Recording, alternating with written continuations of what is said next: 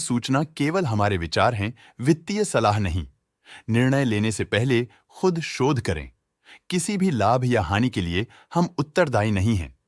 आज हम देख रहे हैं आगी इंफ्रा लिमिटेड के 2025-26 Q1 की standalone financial performance. Starting with the sales, पिछले क्वार्टर से सेल्स में 10% का इंक्रीज हुआ है, मगर कंपनी ने पिछले साल के मुकाबले 26% का सेल्स इंक्रीज रिपोर्ट किया। Expenses -9% quarter on quarter decrease हो गए हैं, जो साल भर के 20% के राइज के साथ अलाइन करता है। क्वार्टरली एक्सपेंसेस के कंपैरिजन में सेल्स इंक्रीज होना दिखाता है कंपनी ने अच्छा परफॉर्म किया।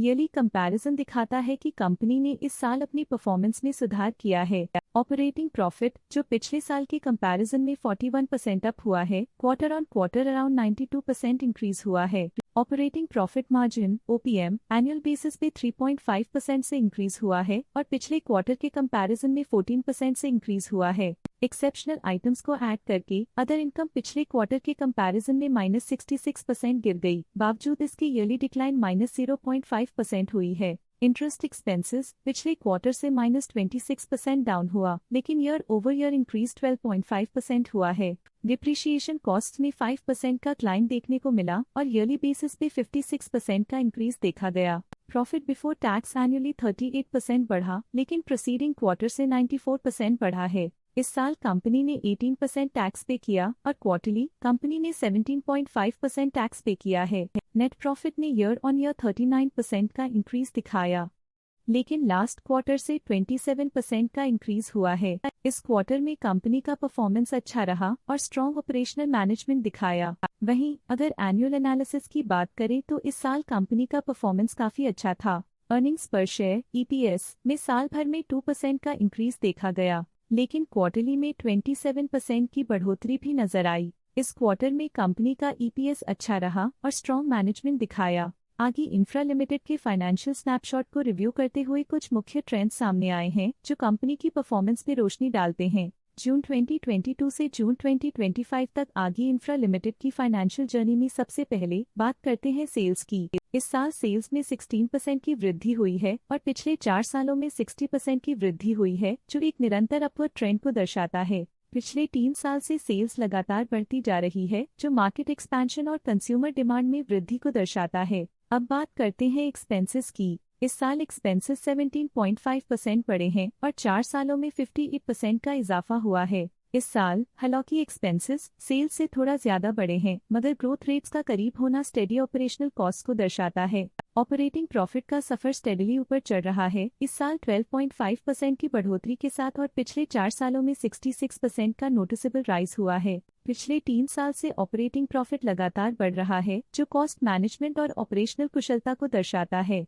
नेट प्रॉफिट का सफर ऊपर की ओर चल पड़ा है, इस साल 36% की चढ़ाई के साथ पिछले 4 सालों में 75.5% की शानदार वृद्धि हुई है। पिछले 3 साल से नेट प्रॉफिट लगातार बढ़ रहा है, जो फाइनेंशियल हेल्थ को मजबूती देते हुए इन्वेस्टर्स का ध्यान आकर्षित करता है। इस साल EPS ने ऊंचाइयों को छुआ है 42% की वृद्धि के साथ, जो पिछले 4 सालों में 83.5% की मजबूत वृद्धि पर आधारित है। पिछले 3 साल से अर्निंग्स पर शेयर EPS में लगातार इजाफा हुआ है, जो प्रॉफिट ग्रोथ को मजबूती देते हुए शेयर होल्डर वैल्यू को बढ़ा रहा है। चलिए अब बात करते हैं शेयर होल्डिंग पैटर्न की। आगे इंफ्रा की शेयर होल्डिंग रिपोर्ट्स कुछ इस प्रकार की हैं, जो अननोन 2025 के तक चलता है। ये रिपोर्ट कंपनी के शेयर्स की डिटेल्ड जानकारी देता है, जिसमें promoters, promoter groups, foreign investors, public investors और सरकारी एंटिटीज शामिल हैं।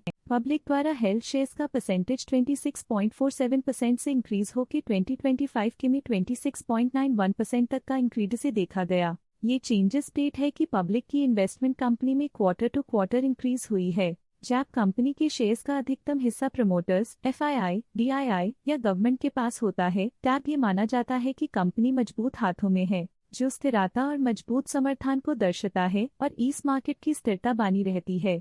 DII डोमेस्टिक इंस्टीट्यूशनल इन्वेस्टर्स ने अपना शेयर होल्डिंग 2025 में 0.02% से 2025 में 0.03% तक इंक्रीज किया। ये बताता है कि डोमेस्टिक इंस्टीट्यूशंस ने कंपनी में अपना इंटरेस्ट 0.01% तक इंक्रीज किया है। फॉरेन इंस्टीट्यूशनल इन्वेस्टर्स की शेयर होल्डिंग में थोड़ा डिक्रीज आया 2025 के से 2025 के में, जो दिखाता है कि फॉरेन इंस्टीट्यूशंस ने अपने स्टेक को क्वार्टर टू क्वार्टर -0.45 से डिक्रीज किया है।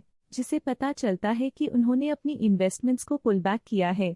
ये था कंपनी का करंट शेयर होल्डिंग पैटर्न। आइए देखते हैं इस क्वार्टर के DII डील्स ने बाजार को किस तरह प्रभावित किया है। 23 जून 2025 को SW कैपिटल प्राइवेट लिमिटेड ने 1.1 लाख शेयर्स खरीदे 960.08 रुपीस पर यूनिट के हिसाब से, जिसका टोटल था 10.8 करोड़।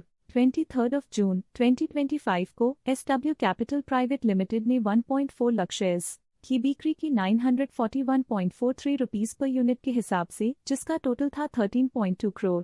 5 मई 2025 को चुंगात करुणाकरण पद्मा कुमार ने 2 लाख शेयर्स अपने पोर्टफोलियो में शामिल किए 840 रुपीस पर यूनिट के हिसाब से, जिसका टोटल था 16.9 करोड़। 5 मई 2025 को ट्रेड कॉर्नर ने 1.3 लाख शेयर्स पोर्टफोलियो से हटा दिए 840 रुपीस पर यूनिट के हिसाब से, जिसका टोटल था 10.5 करोड़। इस क्वार्टर के DII डील्स के विश्लेषण को समाप्त करते हुए हम उम्मीद करते हैं कि आपको ये जानकारियां नई इंसाइट्स प्रदान करती होंगी।